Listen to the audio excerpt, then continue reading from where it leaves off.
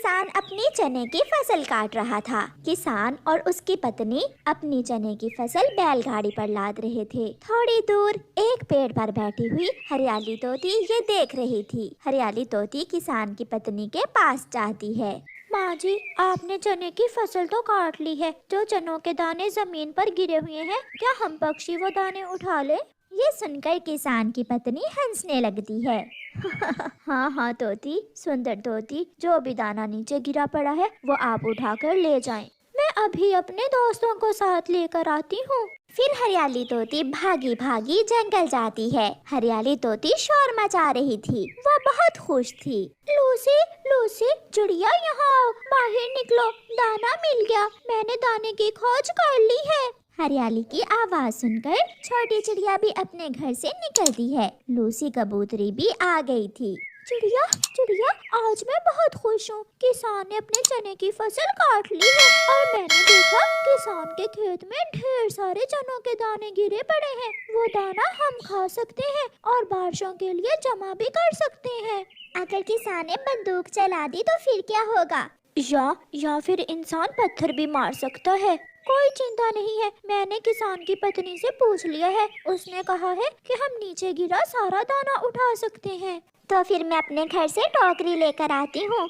सब अपने अपने थैले और टोकरियाँ ले लेते हैं, फिर एक साथ दाना लेने जाते हैं। मम्मा, ये टोकरी लेकर आप कहाँ जा रही हैं? गुड़िया बेटी, किसान ने अपने चनों की फसल काट ली है। हम सब पक्षी किसान के खेत से दाना लेने जा रहे हैं। ये सुनकर गुड़िया दुखी हो जाती है। मम्मा, पापा को इंसान ने ही पत्थर मार मार कर मारा था और आप फिर से इंसानों के खेत में जा रही हैं। गुड़िया बेटी, जिंदा रहने के लिए हम पक्षियों को ये सब करना होता है, खतरा मोल लेना पड़ता है। मगर आप चिंता ना करो, किसान के खेत में कोई खतरा नहीं है। मम्मा, जल्दी आना। फिर मम्मा चिड़िया अपनी टोकरी लेकर घर से निकलती है। हरियाली तोती जोरों से गोरी कौवी और कालू कौवे के दरवाजे पर दस्तक दे रही थी। हरियाली, आहिस्ता आहिस्ता, क्या तोड़ ही दोगी दरवाजे को? गोरी बहन, जल्दी से दाना डालने के लिए कोई थैली ले लो और बरगद के पेड़ पर आ जाओ। सब दाना लेने जा रहे हैं। क्या दाना मिल गया है हरियाली? हाँ, आप जल्दी आ जाओ। गोरी घर जाती है। कालू, सब दाना लेने जा रहे हैं, मैं भी उनके साथ जा रही हूँ। जाओ और जगह देखो। जब सारे पक्षी घरों को आ जाएंगे तो मैं बाद में जाकर सारा ही दाना उठा लाऊंगा। जगह देखने ही तो जा रही हूँ। अच्छा, अब मैं जाती हूँ, सब इंतजार कर रहे होंगे मेरा। चिड़िया अपनी टोकरी, लूसी कबूतरी अपना थैला, हरियाली के पास एक बर्तन था और उधर से गोरी कौवी भी एक बाल्टी लेकर वहाँ पहुँच जाती है। सॉरी सॉरी सहेलियों, मैं कालू जी को लंच देने लग गई थी। गोरी बहन, जल्दी चले, हमें शाम से पहले पहले बच्चों के पास वापस भी आना है।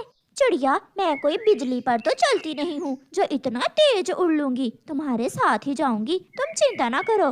फिर वो सब सहेलियाँ उड़ती हैं। वो सारी सहेलियाँ किसान के चनों के खेत में पहुँच जाती हैं। हरियाली, यहाँ तो दाना नहीं है। क्या तुमने हम सब से झूठ बोला है? गौर से देखो नीचे, मिट्टी में बहुत सारे चनों के दाने गिरे हुए हैं। फिर चिड़िया, कबूतरी और हरियाली तोती मिट्टी से दाने ढूंढ ढूंढ कर अपनी अपनी टोकरियों में रखने लगती हैं। मगर गोरी कौवी घूर घूर कर उन्हें देख रही थी।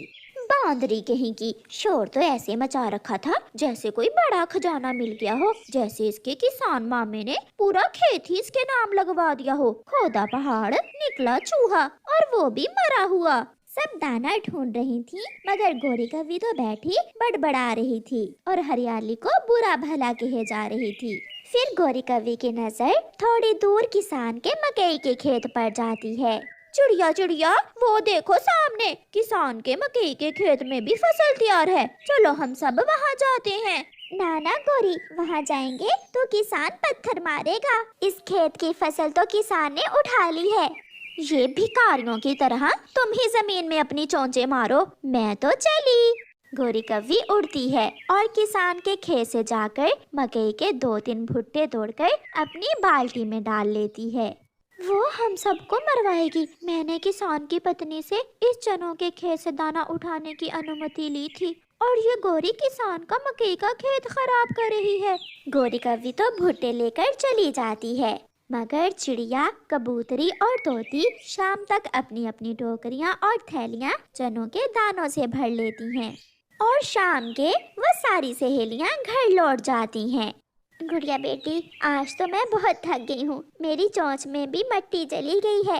मम्मा, आप नदी से जाकर चोंच धो लें और मैं इन चनों के दानों से मिट्टी अलग करके इन्हें साफ करती हूँ। गुड़िया बेटी, बारीक छाननी से छान लेना चनों के दानों को।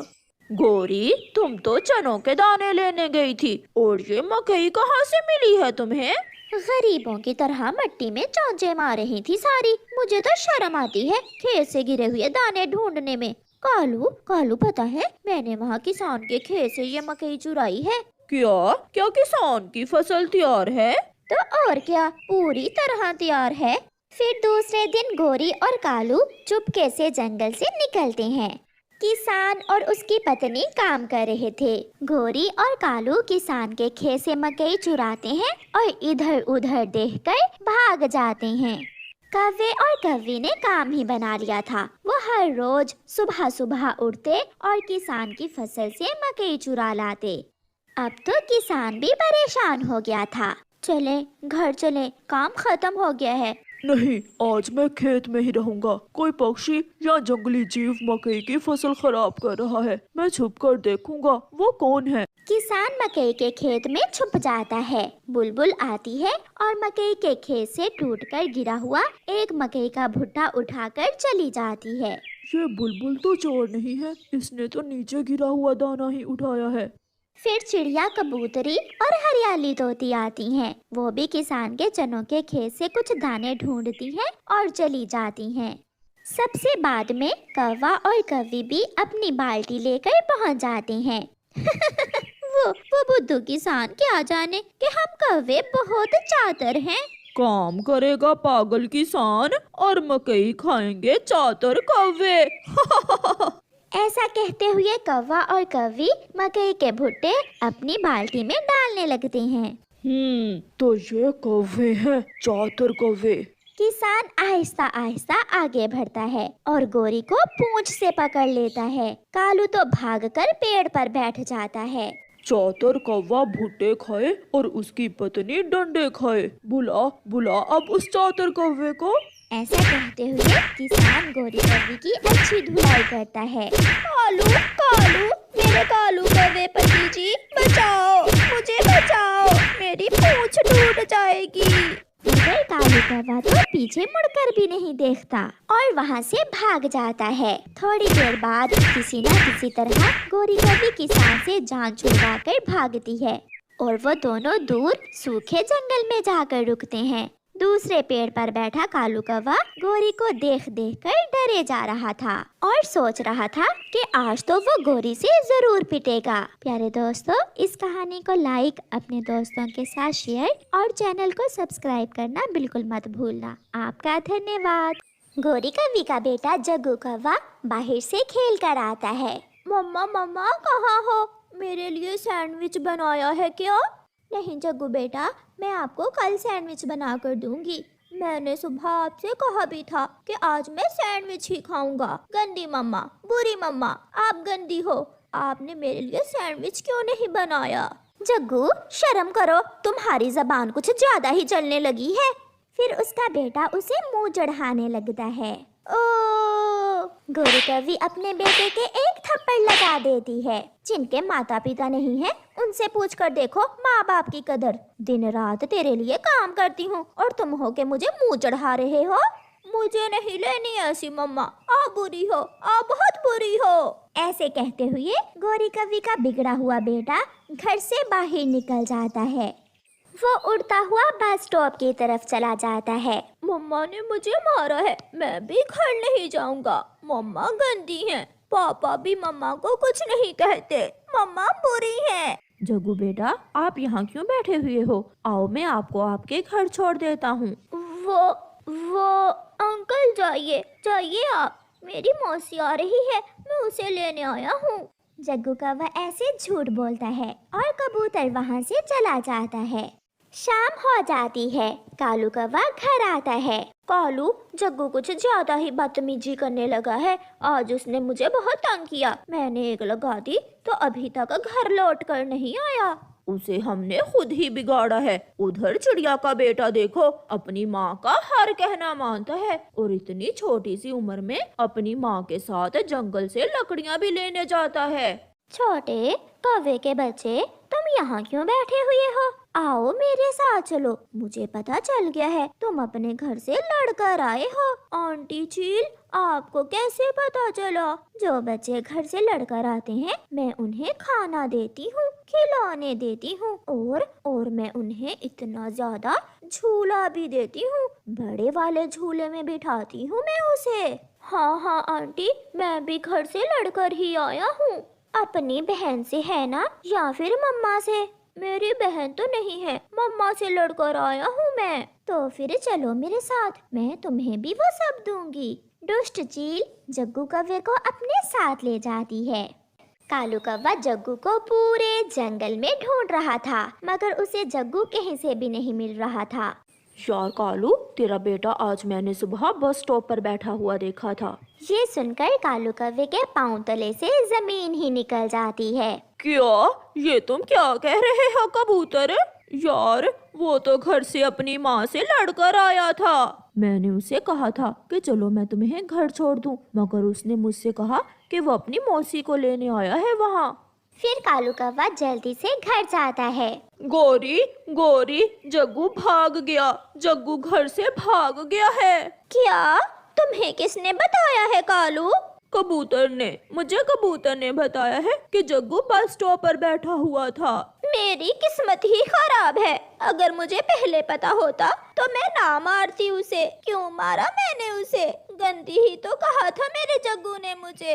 भूल हो गई, मुझसे भूल हो गई। गोरी कौवी ऐसे खुद को दोषी कहने लगती है और रोने लगती है।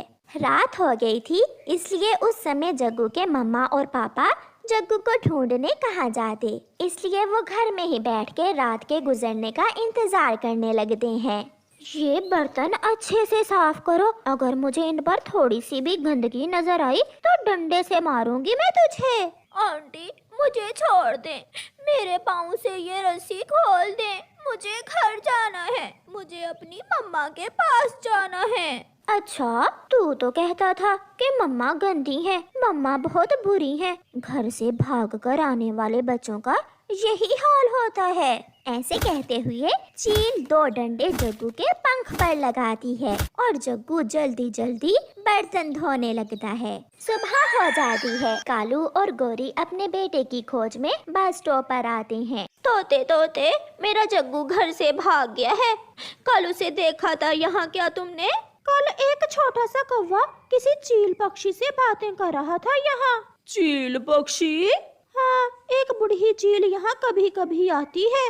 कालू, कहीं वो बुढ़ी चील ही मेरे जग्गू को ना ले गई। जंगल के इस स्टॉप पर पहाड़ों वाले जंगल से ही ऑटो आया करते थे। कौवा और गोरी कौवी एक ऑटो में बैठकर पहाड़ों वाले जंगल की तरफ जाते हैं। मम्मा मम्मा मुझे बचा ले, पापा मुझे बचा ले, ये चील मुझे मार देगी। इसने मुझे कल से खाना भी नहीं दिया। चील जग्गू कौवे से अपने सारे काम करवाती और उसे खाने को भी कुछ न देती थी। जग्गू कौवे को अपनी माँ की बहुत याद आ रही थी। वो बर्तन धोता, चाय बनाता और सारा दिन दूसरे काम करता था। कालू कौवा और गोरी कौवी भी थक हार कर शाम के अपने घर वापस आ जाते हैं। उन्हें कहीं से भी अपना जग्गू नहीं मिलता। न जाने मेरा बेटा किस हाल में होगा। पता नहीं हमारा बेटा जिंदा भी होगा या फिर उस चील ने उसे मार ही दिया होगा। बड़ी बहन, ये कौवा मुझे बस स्टॉप से मिला था, तुम इसे अपने साथ ले जाओ, ये तुम्हारे घर के सारे काम करेगा। छोटी, ऐसे काम वाले की तो मुझे कब से जरूरत थी, मैं इसे अपने घर में बांध कर रखूंगी। फिर दूसरे दिन चील की बहन जग्गू कौवे को साथ लेकर अपने जंगल जाने के लिए ऑटो में बैठती है। अगर शोर किया तो मैं तुम्हें जान से मार दूंगी, चुपचाप मेरे साथ बैठे रहो। चील बहन, कहाँ जाना है आपको? सागर वाले जंगल जाना है मुझे चाचा छम छम। चाचा छमछम अपना ऑटो चलाता है। ये कौवा आपका क्या लगता है चील जी? अंकल? चील जग्गू के मुंह पर हाथ रख लेती है। ये मेरी सहेली का बेटा है, इसकी माँ इसे बहुत मारती थी, इसलिए मैं इसे 2-4 दिन के लिए अपने पास लेकर जा रही हूँ। जैसे ही बड़ी चील जग्गू को लेकर ऑटो से उतरती है, रानो चिड़िया उसे देख लेती है। ये तो जग्गू है, गोरी और कालू इसे कल से ढूंढ रहे हैं और ये चील इसे कहाँ लेकर जा रही है। चिड़िया वहाँ जाती है। रुको रुको बुढ़ी चील, ये बच्चा मुझे दे दो। बच्चा? वो क्यों चिड़िया? आंटी, आंटी चिड़िया मुझे बचा लें। चुप चुप कर जा, मैं ले दूंगी तुझे खिलौना भी। क्यों रोए जा रहे हो? तुम किडनैपर चील हो, मुझे सब मालूम है। ये बच्चा मेरे पड़ोसी कौवों का है। चिड़िया शोर मचाती है। बच्चे पकड़ने वाली चील, बच्चे पकड़ने वाली चील, कोई हमारी मदद करो। ये देखकर चील जग्गू को छोड़कर वहाँ से भाग जाती है। चलो बेटा, मेरे साथ चलो। फिर चिड़िया जग्गू को दूसरे ऑटो में बिठाकर वापस उसके घर ले आती है। अपने बेटे को सुरक्षित देखकर कौवा और कौवी बहुत खुश होते हैं। मम्मा पापा मुझे माफ कर दें, मैंने बाहर की दुनिया नहीं देखी थी। अब देखी तो मालूम हुआ कि मम्मा पापा के बिना हम छोटे पक्षी जिंदा नहीं रह सकते। मम्मा आप बहुत अच्छी हो, पापा आप भी। गोरी बहन, अब मैं जाती हूँ। कौवा और कौवी चिड़िया का धन्यवाद बोलते हैं और चिड़िया वहाँ से चली जाती है। जग्गू बेटा, फिर कभी अपनी मम्मा को छोड़कर न जाना। मम्मा आपने तो एक थप्पड़ मारा था, वो छोटी चील तो मुझे डंडे से मारा करती थी। मैं तो कभी भी घर छोड़कर नहीं जाऊंगा और हमेशा अपने मम्मा और पापा का ख्याल रखूंगा। ऐसे जग्गू कौवे को सबक मिलता है और वो एक अच्छा कौवा बन जाता है। प्यारे दोस्तों, छोटे पक्षियों के लिए घर ही सुरक्षित जगह है, बाहर की दुनिया बहुत जालिम है। और प्यारे दोस्तों, इस कहानी को लाइक, अपने दोस्तों के साथ शेयर और चैनल को सब्सक्राइब करना बिल्कुल मत भूलना। आपका धन्यवाद।